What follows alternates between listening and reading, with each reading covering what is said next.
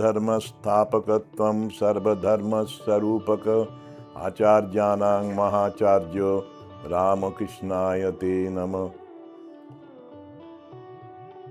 সর্বধর্মের স্থাপক এবং আচার্যদের মধ্যে মহাচার্য, তাকে প্রণাম করি শ্রীরামকৃষ্ণদেবকে। আজকে আমি দুইজন আমাদের আচার্য সন্ন্যাসী মহারাজদের কথা বলবো। বিবেক চূড়ামণি গ্রন্থে আচার্য শঙ্কর বলেছেন তিনটি জিনিস সুদুর্লভ।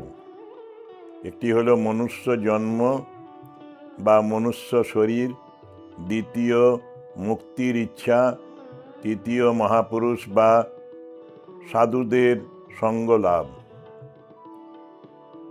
আমার নিজের শৈশব থেকেই আমি আমার পূর্বাশ্রমের বাড়িতে সাধুরা আসতেন, দেখতাম। সন্ন্যাসীরা আসতেন, রামকৃষ্ণ মিশনের ভারত সেবাশ্রমের সন্ন্যাসীরা আসতেন, শ্রী তারক মঠের সন্ন্যাসীরা আসতেন। ছোটবেলা থেকেই সাধুদের সম্বন্ধে একটা কৌতূহল ছিল। সাধুরা কিভাবে জীবন কাটান, কি উদ্দেশ্যে তারা সংসার ত্যাগ করেছেন, এইসব জিজ্ঞাসা মনের মধ্যে ছিল।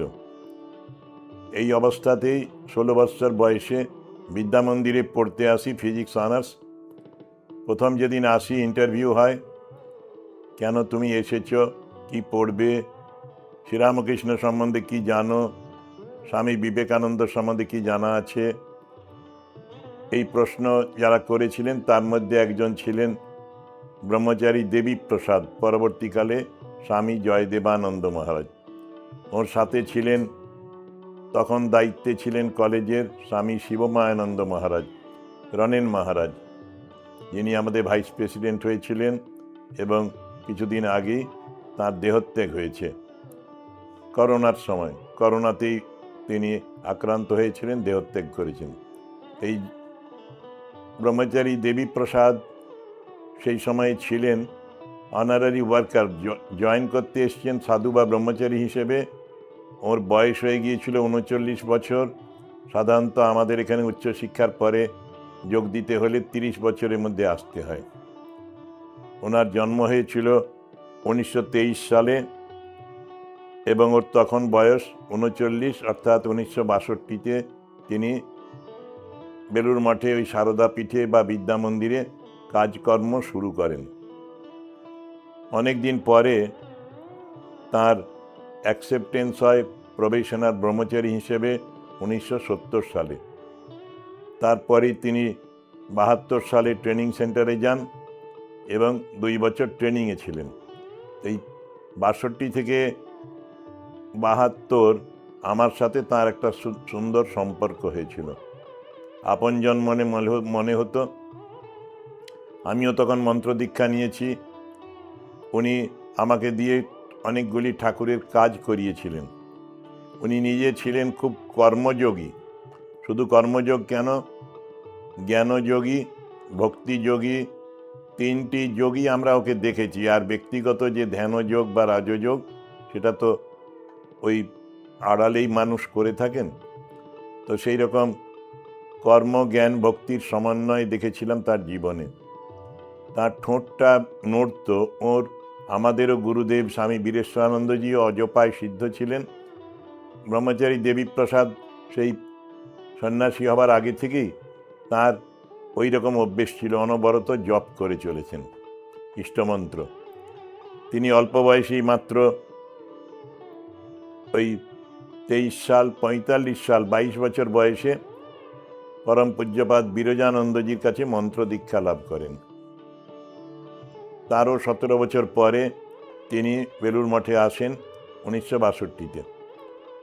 তো তিনি আমাদের একাধারে অনেক কাজ করতেন। বিদ্যামন্দির কলেজ অফিসের সুপারিনটেন্ডেন্ট ছিলেন, একটি ছাত্রাবাসের সুপারিনটেন্ডেন্ট বা অধীক্ষক ছিলেন, হবি হাউস দেখতেন। আবার আমাদের ললিত মহারাজ পূজারী ছিলেন, ভান্ডারী ছিলেন। চাপ ছিল তার উপরে অনেক কাজের, তাই পূজনীয় ললিত মহারাজ বা অরানন্দজিকেও তার পুজোর ঘরের কাজে সাহায্য করতেন। ঘর মোছা, পুষ্পপাত্র সাজানো, পুজোর আগে সব রেডি করে দেওয়া।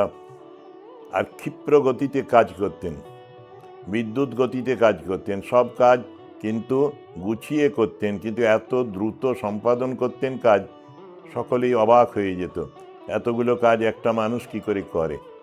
ওকে রিপ্লেস যদি সব কাজগুলো করতে হয় 3 জন মানুষ লাগবে, তো তিনি 3 জনের কাজ একাই করতেন। এছাড়া হবি হাউস ছিল আমাদের একটা, সেখানে ফটোগ্রাফি শেখানো হতো। উনি খুব ভালো ফটোগ্রাফার ছিলেন, ওর হাতের লেখা খুব পরিষ্কার ছিল, পুজো খুব ভালোবাসতেন। সুন্দর জীবন। প্রেসিডেন্ট মহাজের কোয়ার্টারে নিয়মিত যেতেন, ওর চিঠিপত্র কিছু লিখে দিতেন, চিঠির উত্তর।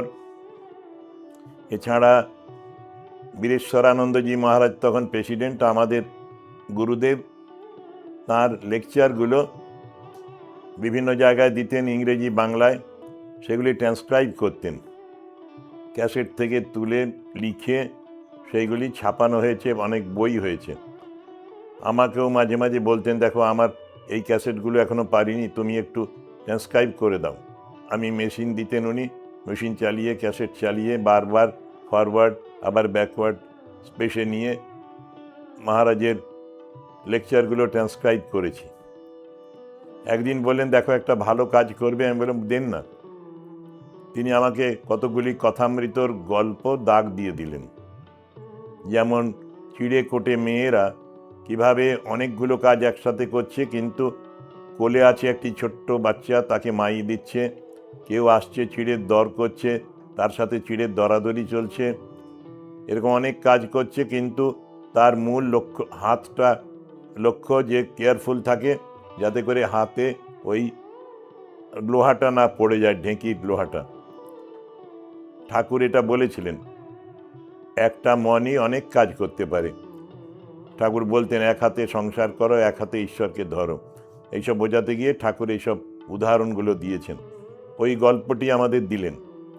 তারপরে বললেন, এই রকমের আরও কয়েকটি গল্প দিলেন, প্রিন্টেড স্ক্রিপ্ট দিলেন কথামৃতর। অন্ধদের হাতি দেখা। কোনো এক অন্ধ, কয়েকজন বন্ধু এসেছে, অন্ধরা, ব্লাইন্ডম্যান, কেউ পেটে হাত দিয়েছে, বলছে এটা জ্বালা, কেউ বলছে থামে মতো ভাবছে পায়ে হাত দিয়ে, কেউ শুঁড়ে হাত দিয়ে বলছে মোটা দড়ি, হাতির কান ধরেছে যে সে বলছে এটা কুলোর মতো, কিন্তু সবগুলো মিলে হাতি। ঠাকুরের গল্প কথামৃততে এরকম গল্প রয়েছে। আবার হাতি নারায়ণ, মাহুত নারায়ণ। হাতি আসছে দেখে একজন ভক্ত বা সন্ন্যাসী, তিনি যাচ্ছেন না সরে, মাহুত ওপর থেকে বলছে পাগলা হাতি, পাগলা হাতি, সরে যাও। সে শুনছে না। হাতি তাকে ছুঁড়ে ধরে আছড়ে দিল। পরে জিজ্ঞেস করা হলো, হাতি আসছে, তুমি চলে যাওনি কেন?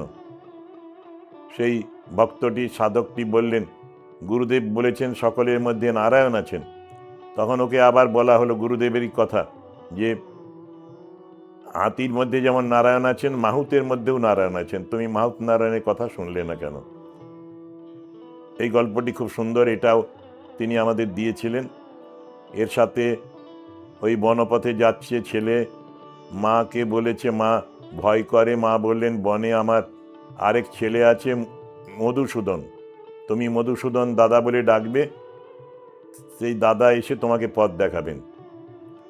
ওই গল্পটি জটিল বালকের গল্প নামে প্রসিদ্ধ, শ্রীরামকৃষ্ণের কথা ও গল্প বইয়ে পাওয়া যায় ওই গল্পটি। এরকম আরও অনেকগুলি গল্প। মিছরির রুটি সোজা করে খাও, আড় করে খাও, মিষ্টি লাগবে, এটাও আমরা ছবির মধ্যে ফুটিয়ে তুলেছিলাম। উনি বলেছিলেন ছবি করতে, আর্ট পেপারে এই ছবিগুলো করা হতো। বাজারের দুধ থেকে একরকম শব্দ পাওয়া যায়, বাজারের ভেতরে এলে শব্দটা আরও পরিষ্কার হয়। আলু নাও, পটল নাও, পয়সা দাও। এই ছবিগুলো 12খানা ছবি উনি আমাদের আর্ট পেপারে রং তুলি দিয়ে বন্ধুরা তৈরি করলো, আমি সুপারভাইজ করলাম। মনোরঞ্জন সেনগুপ্ত আর চন্দ্রশেখর বলে আরেকটি ছেলে, 2 জন আমরা করালাম ওদের দিয়ে। তারপরে উনি আবার নিজে ফটোগ্রাফার ছিলেন, তো তার একটা তখনকার দিনে পুরনো 120 সাইজের ফিল্ম ছিল, সেই ক্যামেরায় ফটো তুললেন, 12টা রঙিন ফটো তুলে ওই ফটোগুলো তখন সস্তায় স্লাইড বানানো হলো। এত সস্তায় স্লাইড আমি দেখিনি। 2টো সমান মাপের কাঁচের টুকরো, দিয়ে তার মধ্যে ফটোটা নেগেটিভটা রেখে চারদিকে সরু কালো কাগজ দিয়ে বাইন্ডিং করলেন। এবং পশুপতি মহারাজের একটা বড় প্রজেক্টর ছিল, তিনি সংগ্রহ করেছিলেন।